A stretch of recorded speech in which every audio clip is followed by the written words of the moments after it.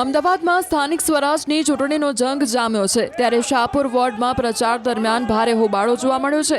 શાહપુર દરવાજા પાસે જ્યારે ભાજપ, કોંગ્રેસ અને આપના ઉમેદવારો પ્રચાર કરી રહ્યા હતા ત્યારે અચાનક જ માહોલ ગરમાયો હતો।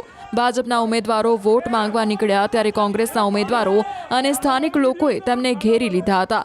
વિસ્તારના વર્ષોથી અટકેલા કામો અને સ્થાનિક સમસ્યાઓનો અરીસો બતાવતા ભાજપના ઉમેદવારો મુશ્કેલીમાં મુકાયા હતા। સ્થાનિકોના આકરા સવાલો અને રોષનો ભાજપના ઉમેદવારો પાસે કોઈ સચોટ જવાબ ન હતો।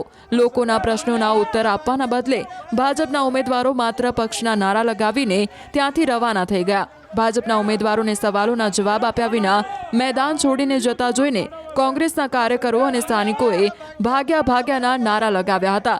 ચૂંટણી પ્રચારમાં થયેલા આ શાબ્દિક ઘર્ષણથી શાહપુરના રાજકારણમાં ગરમાવો વધી ગયો છે।